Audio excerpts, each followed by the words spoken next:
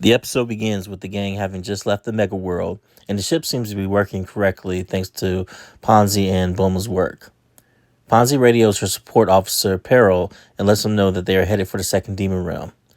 Peril also lets her know that Ponzi's father has went to steal some ships so that he can meet them in the first demon realm. Goma and Degasu are preparing the first demon realm in case Goku's group finds a way there. Goma wants to know if his special forces have arrived. They are seated on the sofa in the background, and we get their grand introduction as the Jamdamare Special Forces. They are clearly based on Super Sentai, so there's been a lot of comparisons to the Ginyu Force. This is a trope that Toriyama has used multiple times throughout Dragon Ball, and shouldn't be surprising considering how big Super Sentai is in Japanese culture in general.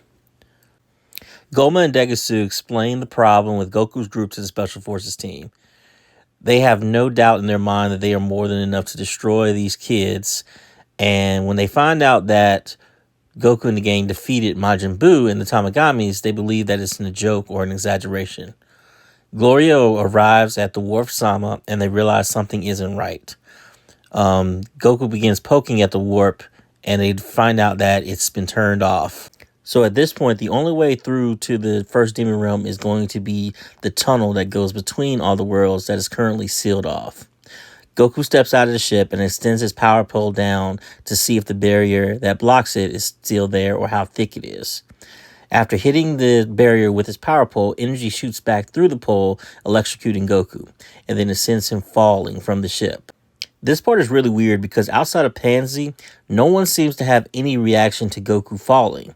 It feels like the next set of events are meant to happen quickly and under a short period of time, but are just presented in normal speed, so it feels like it's taking way too long.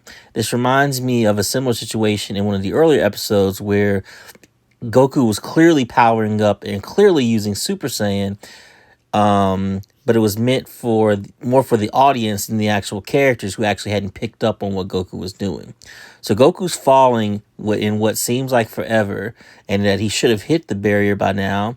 But in that time, Neva comes out and does a spell that breaks the barrier open, and Goku awakens right before he hits the broken barrier, and then he flies back up. But again, it's weird because, this whole time Goku's following, no one reacts to it. No one tries to save him. It's just whatever. So Neva reveals that he was able to shut down the barrier because he was the one who placed it to begin with. And then we get some Demon Realm lore where Neva tells us that the Namekians couldn't leave in peace because they were constantly being attacked and bullied by the other two Demon Realms, which is one of the reasons why many Namekians left.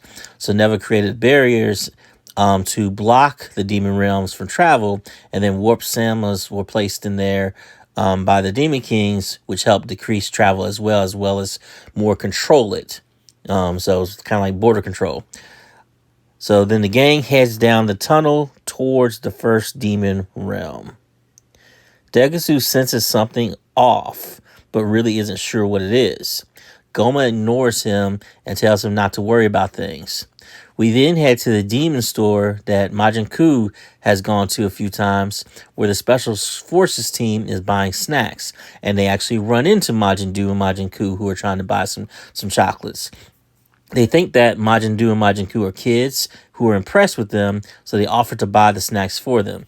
This is another scene that's really confusing because the Special Forces team gathers a ton of food, and then at the counter, it appears that they can't afford it. But then after that, they're shown with all their bags walking out the store. Majin Buu and Majin Buu have their snacks in their hands. And then there's a line about kids shouldn't eat too many snacks. So it's like, what the hell just happened? Did they have enough food for what they wanted, but not for the extra snacks that they were planning to buy for Buu and Ku? Which seems unlikely because you can hear the clerk tell them to have a great day as they're leaving. So I'm not really sure what was happening in this scene. And maybe we'll get some clarification later. Maybe it's a dubbing issue where some of the lines are off on the subtitles. And maybe when we finally get the official English version, it will make more sense. But after that, it's the scene switches to Dr. Renzu. Much like Degasus, she's picked up on something is off, but she actually realizes it's that the fact that the gate between the realms has been open. So as Goku and the gang's ship travels through the tunnel, the turbulence causes issues and they can't slow down. So they're going to have to abandon another ship. Piccolo suggests that after they get through the tunnel, they can just fly, and he asks Hybus what the temperature is in the first demon world. Hybus isn't sure, he just says that it's really hot. Glorio explains that the temperature is around 60 degrees Celsius. Now, I know a lot of people don't understand the conversion between Fahrenheit and Celsius, but this is an absolutely crazy number. 60 degrees Celsius is 140 degrees Fahrenheit. And Fahrenheit is the normal scale that we use, pretty much for normal things like the weather in day-to-day life, our internal body temperatures and everything. So the idea that this area is 140 degrees and nobody bats an eye at that is nuts to me. The hottest temperature that humans can live at in the real life is around 110 degrees. And even that is a stretch. You're not going to stay alive that long if you're just out and about in 110 degrees. But I can make an exception for the aliens and the demons that we have. But how the hell is Bulma okay with these temperatures? Like, I feel like this has to be some type of mistake where the writers weren't thinking about Celsius and Fahrenheit, or they were and they just miscalculated something. Like, I don't know, it just feels off. Because Bulma's a genius and she should know the conversion. And then even later, the only thing that she's worried about is the fact that she can't fly when they abandon the ship. So anyway, the gang abandons the ship. Bulma does complain about the heat at this point, even though she probably should be dead. And Glorio mentions that it will be cooler when they get to the surface. So, maybe that's a way you can kind of headcanon the temperature issue, but it still doesn't seem to make sense. From there, the gendarmerie see that a plane has crashed, and they're not sure where it was from or what happened. They look up, they see the barriers open, and then they report that to Degasu and Goma.